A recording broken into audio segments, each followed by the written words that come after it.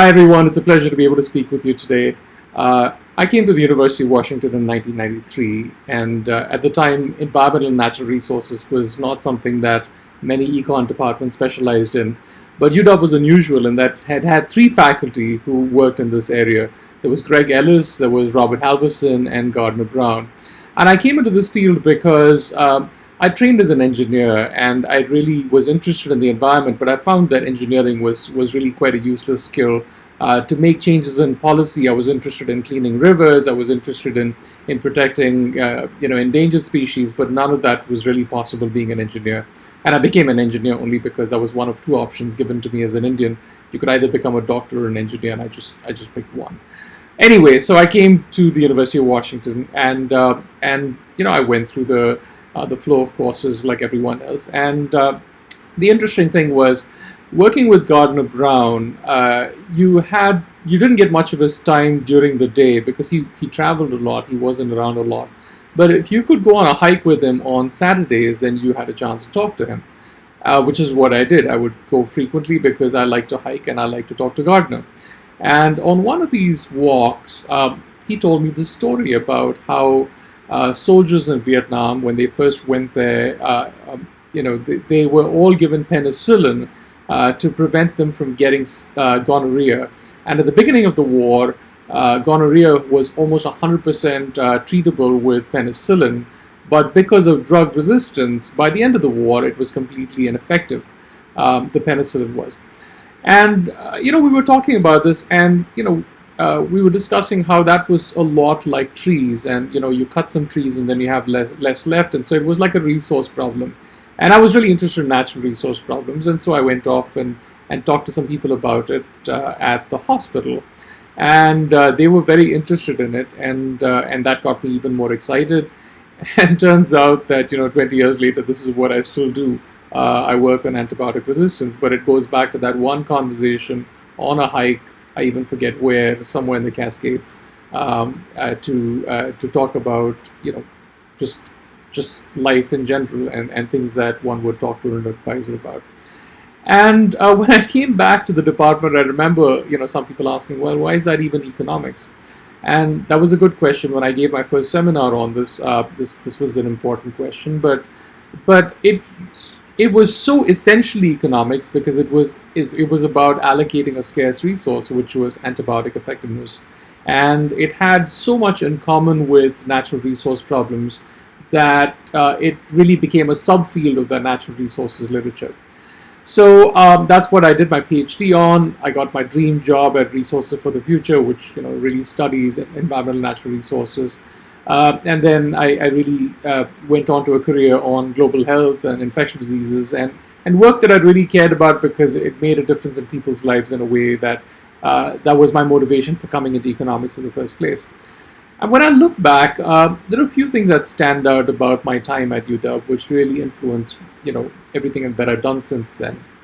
And the first one was something that Dick Starts. So Dick Starts was one of the professors there. He was on my committee. And he told me during the very first meeting that we had, he said, great if you want to do antibiotic resistance. I don't know anything about it. But if you want to work on it, you had better know more about this topic before you defend your PhD than any human being alive. And I took that rather seriously. I read as much as I could, and I continue to have done that, since I left. But I think this part is really important, which is economics is not a domain. Economics is a tool. It's like ecology. So it's just the tool. And if you don't have a real domain expertise, whatever it might be, in urban issues, in transportation, in energy, whatever it is, that those issues as well as the domain expertise in those issues, know them, then it's really hard to make much of a dent as an economist. And to this pressure from obviously someone from my committee, my wife, who I'd met at the UW, added that I should probably get a degree in epidemiology if I was going to do anything serious with it and not be a dilettante. So, I wanted to impress her, so I did. I got a degree in epidemiology as well. The second thing I learned was really that, and this was from Gardner and from other people, that the most interesting problems in the world lie between disciplines. That very few problems today are contained entirely within a single discipline. And if you look at the real world, they don't have a nice magical box around the problem which says, this problem can be solved by an engineer or by an economist or by a chartered accountant. Nothing is in that domain. So one of the reasons why academic economics in some instances is losing relevance, because it's not really solving real problems which people face in the real world. And I think it's important to find these problems and tackle them in ways that are really about multidisciplinary approaches. And I think the third thing is really around, I know this is, you hear this a lot, which is really around lifelong learning. And gone are the days where you could train in one field and build an entire career out of it and do that till when you're retired.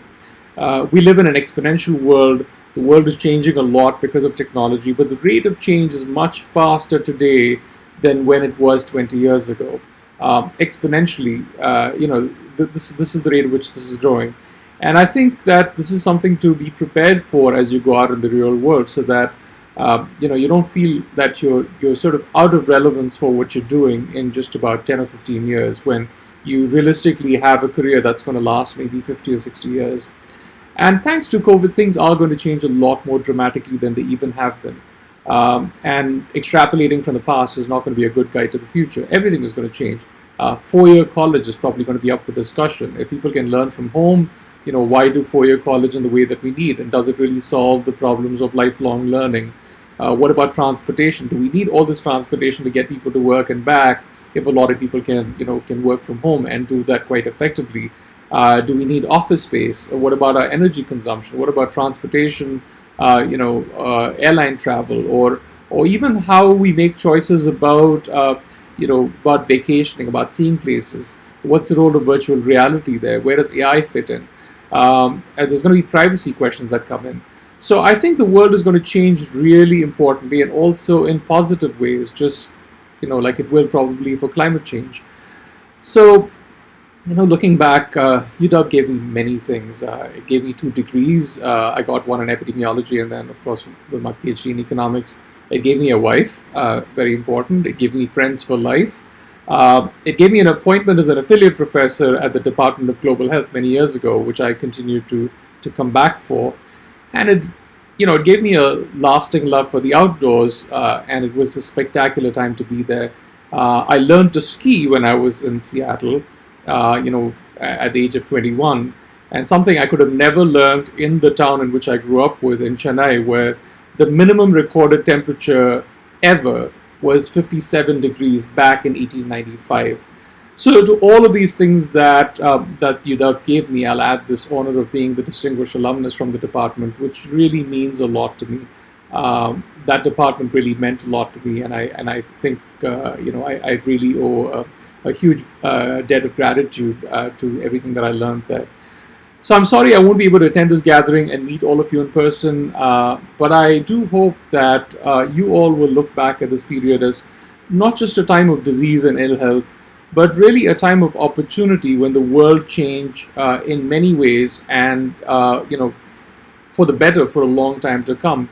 I think it's an incredible opportunity to rethink everything that we've done and take this moment of pause to say, is this how we want to do things going forward? Is this how we want to tackle climate change? Is this how we leave the planet for generations to come? So thank you, Fahad, for the opportunity to be here, to all my mentors and friends at the UW, especially to Gardner Brown, who still lives in Seattle and is a real treasure, to everyone that he's mentored, and finally to all of you for listening. Thank you very much.